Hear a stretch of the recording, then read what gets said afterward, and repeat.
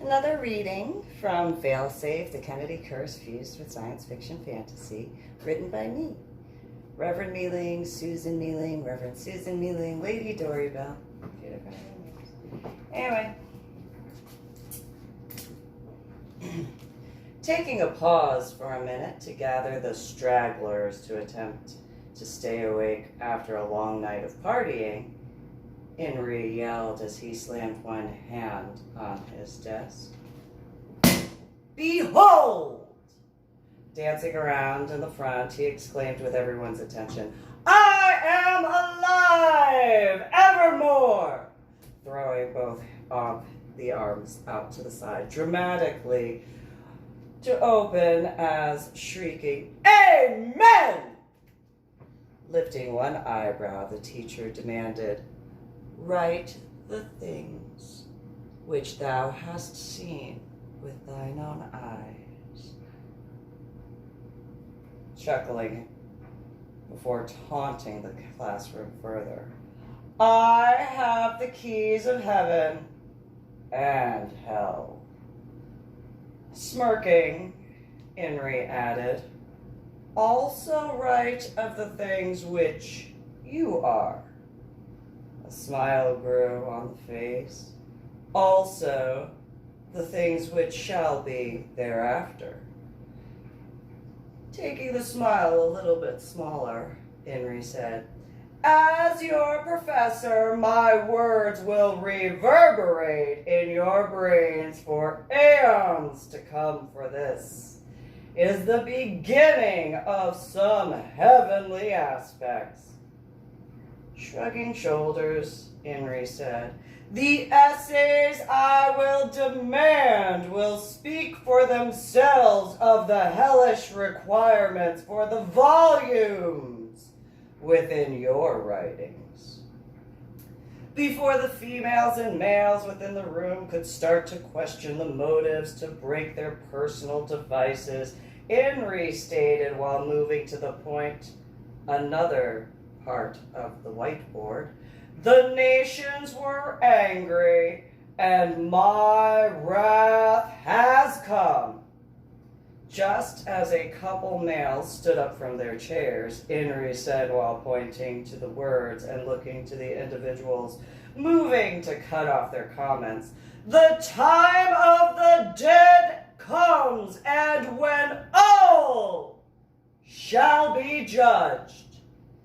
Moving towards an area of the students mindlessly trying to fix their electronic devices while ignoring the teachers stating as mentioned with an arm in their direction, "They too shall be evaluated for their choices, actions, words, and lack of deeds." Walking away from the group while adding, "Thou shalt give reward with a gracious heart unto thy servants the prophets and unto the saints of the heavens." Henry gently motioned a hand for the individuals preparing to leave to cease their movement, saying, "Those who fear thy name, small and great, shall be destroyed by those which are guilty of destroying the earth." Grinning softly while saying, "I am showing you many sides of the spiritual and technological sides mixing in this scientific world." The teacher whispered additionally, "You will be able to seek humor from the book of Revelations, from the verse 18 in chapter 11. Everyone had bewildering thoughts and were unable to make sense at the time, while the teacher continued to further confuse the students, saying, "Time is at hand for the prophecies of this book." Henry lightly touched one of the laptops on the desk repeatedly while whispering, "He or she that is unjust let he or she be unjust still. Waving one hand, saying nonchalantly, he or she with is filthy, let he or she be filthy still. Using the same hand motion away while walking and saying, he or she that is righteous, let them be righteous still. Making quotation marks with fingers as joking. The ones that are considered holy, let be holy still. Rolling eyes as the teacher watched the classroom, unequally interested while mumbling Revelations in chapter 22, verse 11.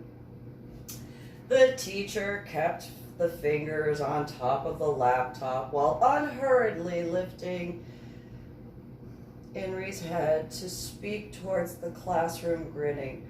God shall wipe away all tears from their eyes, and there shall be no more death. A smile became increasingly sadistic as Henry stated, so it has been declared in Revelations chapter 21, verses 4 through 6. Henry took several steps forward silently before asking, how is such a thing possible when the verse adds neither sorrow nor crying?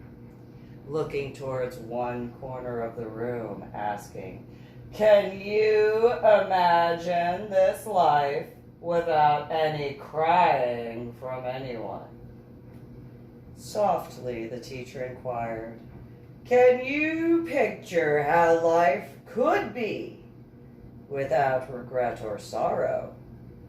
Changing the perception to another area of the room as declaring, neither shall there be any more pain from the former aspects of life, as leaning towards the group, questioning them, how can nothing else pass away to die?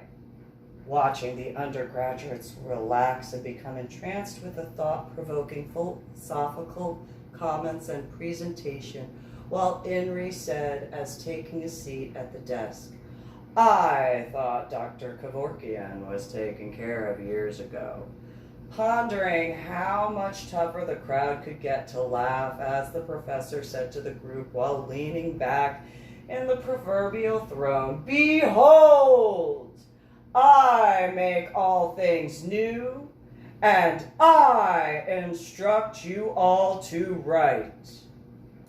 The teacher pointed to the book available for purchase, saying as only a handful of students seemingly took notes, for these words are true and faithful, and I say unto you, it is done. Henry stretched an arm upward for a few seconds to rest interlocking fingers behind his head or her head, while adding, I am Alpha and Omega, the beginning and the end. I will give unto him a thirst of the fountain of the water of life freely. Taking a moment of silence as the crowd listened, Henry jested, since I rule your grades over this course period, time is on my side. Shrugging shoulders as Henry inquired, can we technically say we know time, or is time as we know it truly not time? Looking into one of the female undergraduate's eyes, Henry asked as she leaned on one clenched fist, is this place even a place? Opening the protective cover to the tablet off to the side of the desk, posing the questions to the students.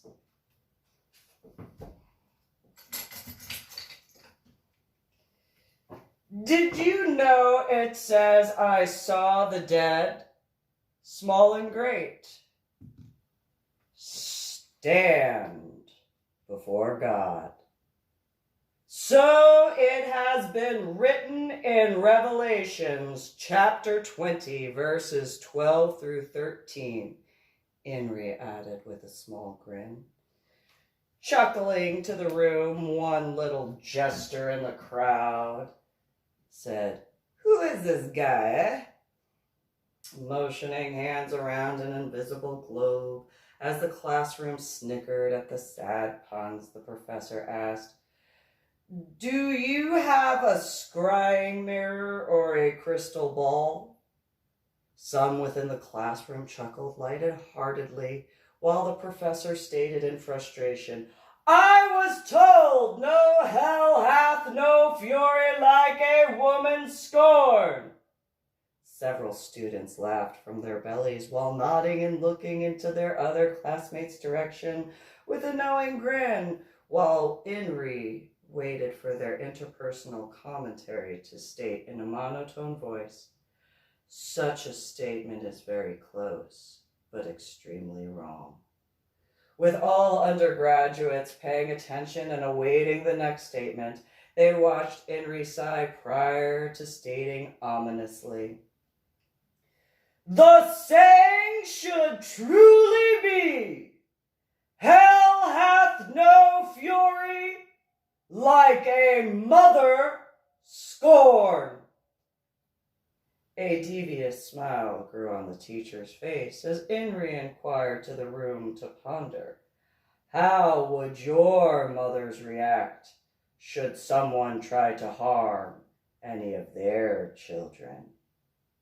By the time they realized the actions creating the problems, it was too late for them by your mom's standards. Henry posed to the class, grinning into their hands, encouraging the undergraduates to share stories with one another. Henry sat to listen to their claimed reasons or excuses of grievances.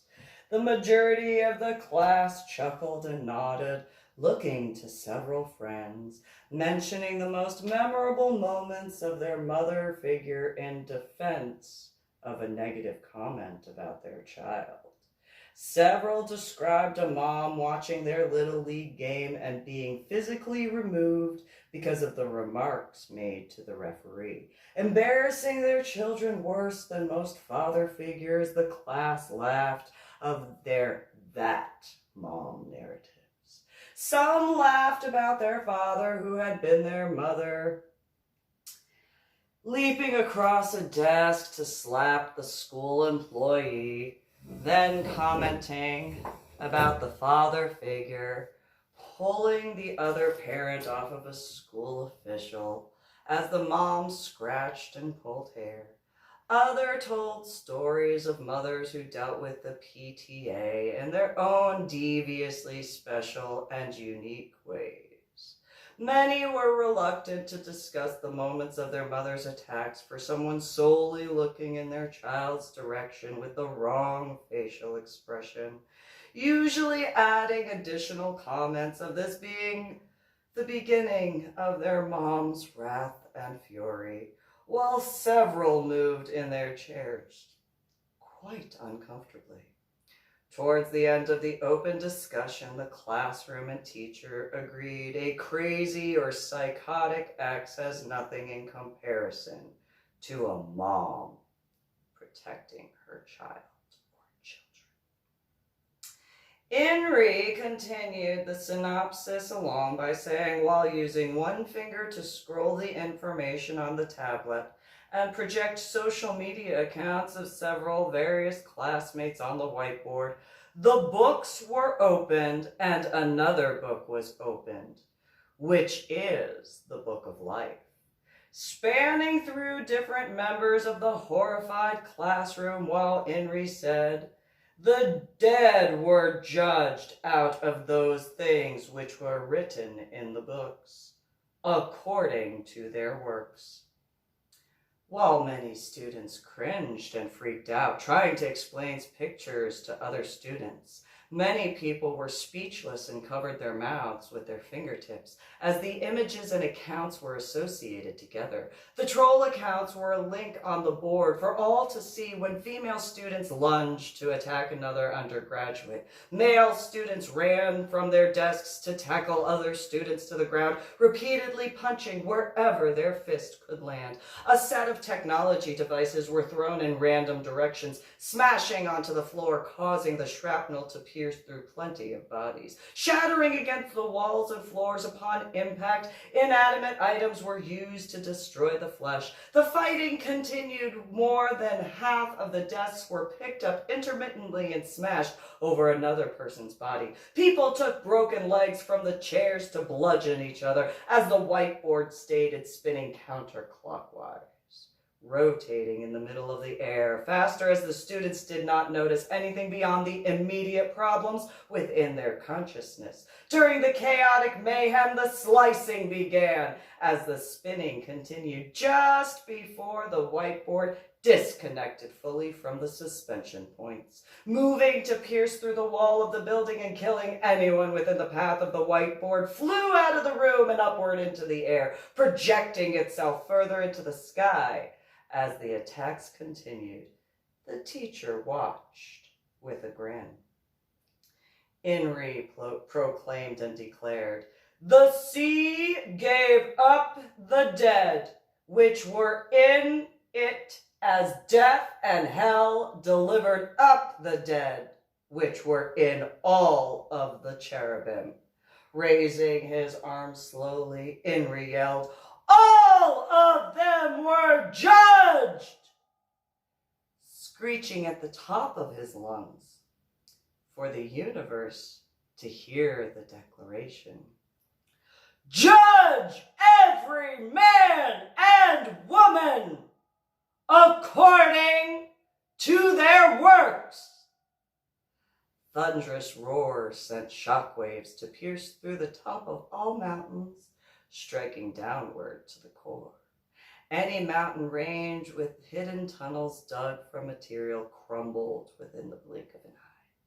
Structures from missile silos and underground subway systems were crushed and obliterated as the ground beneath collapsed. Crop circles throughout cornfields and at the bottom of the ocean created beams of life for the universe to witness. Stonehenge and the pyramids illuminated the atmosphere, creating color shifts within the sky. The individuals within the classified containment areas suddenly learned it was not broken from impact. The beings and items held within the military compounds were simply in sleep mode. The blood-curdling cries from the scientists pleaded with the beings watching the events unfold, while the public stood holding their wounds. Screeching from banshees overwhelmed all, wondering whether they should leave or wait for instructions.